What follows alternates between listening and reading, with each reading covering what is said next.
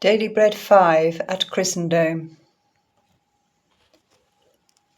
Psalm 4, Genesis 9:18 to 11:9, and Matthew 4:23 to 5:20.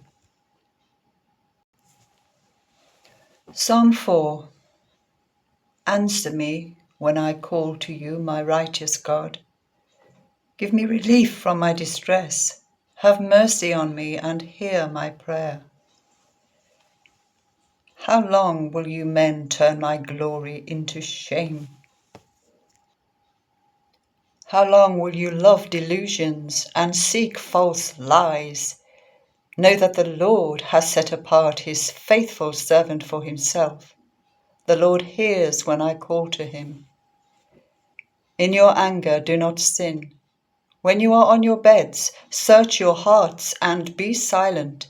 Offer the sacrifices of the righteous and trust in the Lord.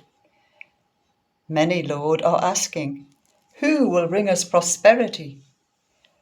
Let the light of your face shine on us. Fill my heart with joy when their grain and new wine abound.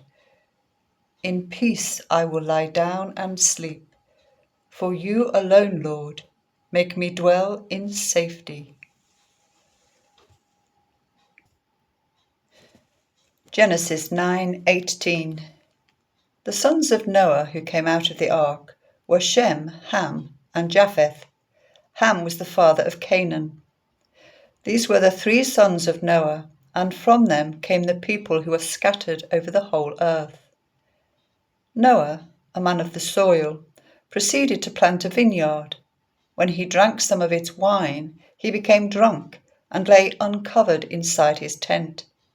Ham, the father of Canaan, saw his father's nakedness and told his two brothers outside. But Shem and Japheth took a garment and laid it across their shoulders. Then they walked in backwards and covered their father's nakedness. Their faces were turned the other way so that they would not see their father's nakedness. When Noah awoke from his wine and found out what his youngest son had done to him, he said, "Cursed be Canaan, the lowest of slaves, will he be to his brothers." He also said, "Praise be to the Lord, the God of Shem. May Canaan be the slave of Shem. May God extend Japheth's territory. May Japheth live in the tents of Shem, and may Canaan be the slave of Japheth." After the flood, Noah lived 350 years. Noah lived a total of 950 years, and then he died. This is the account of Shem, Ham, and Japheth, Noah's sons, who themselves had sons after the flood. The Japhethites, the sons of Japheth, Gomer, Magog, Madai, Javan, Tubal, Meshech, and Tyrus. The sons of Gomer, Ashkenaz, Riphath, and Togarmah. The sons of Javan, Elisha, Tarshish, the Kittites, and the Rodanites. From these the maritime peoples spread out into their territories by their clans within their nations, each with its own language. The Hamites, the sons of Ham, Cush, Egypt, Put, and Canaan. The sons of Cush, Seba, Havilah, Sabta, Rama, and Sabtika. The sons of Rama, Sheba, and Dedan. Cush was the father of Nimrod, who became a mighty warrior on the earth. He was a mighty hunter before the Lord. That is why it is said, like Nimrod, a mighty hunter before the Lord. The first centers of his kingdom were Babylon, Uruk, Akkad, and Calneh in Shinar. From there the land went to Assyria, where he built Nineveh, Rehoboth, Ir, Calah, and Rezin, which is between Nineveh and Calah, which is the great city. Egypt was the father of the Luddites, Anamites, Lehabites, Naphtuhites, Pathrusites, Casluhites, from whom the Philistines came, and the Caphtorites. Canaan was the father of Sidon, his firstborn, and of the Hittites, Jebusites, Amorites, Girgashites, Hivites, Archites, Sinites, Arvadites, Zemarites, and the Hamathites. Later the Canaanite clans scattered, and the borders of Canaan reached from Sidon towards Gerar, as far as Gaza, and then towards Sodom, Gomorrah, Admah, and Zeboim, as far as Lasha. These are the sons of Ham by their clans and languages, in their territories and nations. The Semites.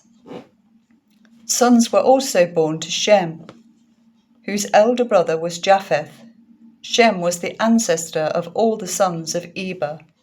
The sons of Shem: Elam, Ashur, Ophaxad, Lud, and Aram.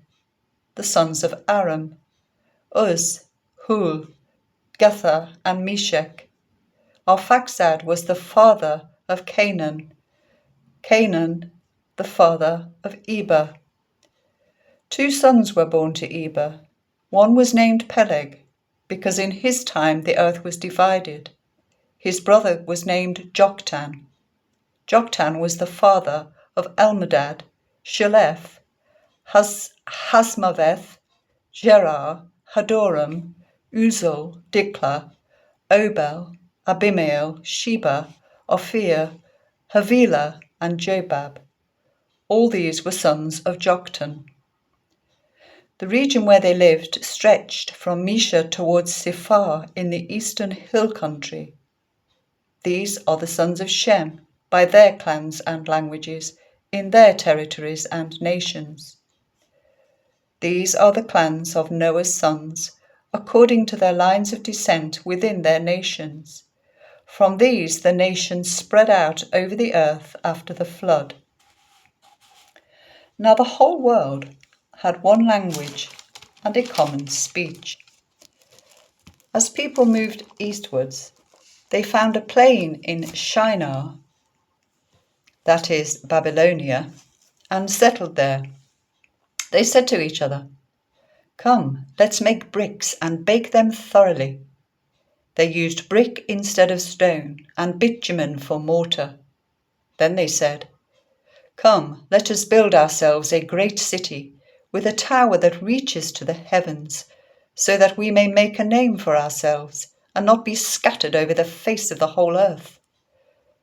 But the Lord came down to see the city and the tower that they were building.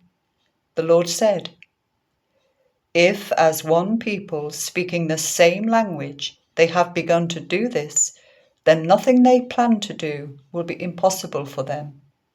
Come, let us go down and confuse their language, so they will not understand each other." So the Lord scattered them from there over all the earth, and they stopped building the city. That is why it was called Babel, because there the Lord confused the language of the whole world. From there the Lord scattered them over the face of the whole earth. Matthew 4:23. Jesus went throughout Galilee, teaching in their synagogues, proclaiming the good news of the kingdom, and healing every disease and illness amongst the people. News about him spread all over Syria, and people brought to him all who were ill with various diseases, those suffering severe pain, the demon-possessed, those having seizures, and the paralyzed, and he healed them. Large crowds from Galilee, the Decapolis, Jerusalem, Judea, and the region across the Jordan followed him. Now when Jesus saw the crowds, he went up on a mountainside and sat down. His disciples came to him, and he began to teach them. He said, "Blessed are the poor in spirit, for theirs is the kingdom of heaven. Blessed are those who mourn, for they will be comforted. Blessed are the meek, for they will inherit the earth. Blessed are those who hunger and thirst for righteousness, for they will be filled. Blessed are the merciful, for they will be shown mercy. Blessed are the pure in heart, for they will see God. Blessed are the peacemakers, for they will be called children of God. Blessed are those who are persecuted because of righteousness, for theirs is the kingdom of heaven. Blessed are you when people insult you, persecute you, and falsely say all kinds of evil against you because of me. Rejoice and be glad, because great is your reward in heaven. For in the same way they persecuted the prophets who were before you. You are the salt of the earth, but if the salt loses its saltiness, how can it be made salty again? It is no longer good for anything except to be thrown out and trampled underfoot. You are the light of the world. A city on a hill cannot be hidden. Neither do people light a lamp and put it under a bushel. Instead, they put it on its stand, and it gives light to everyone in the house. In the same way, let your light shine before others, that they may see your good deeds and glorify your Father in heaven. Do not think that I have come to abolish the law or the prophets. I have not come to abolish them, but to fulfill them.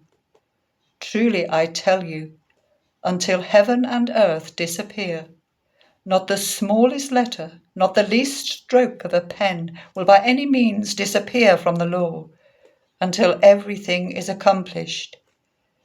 Anyone who sets aside one of the least of these commands and teaches others accordingly will be called least in the kingdom of heaven.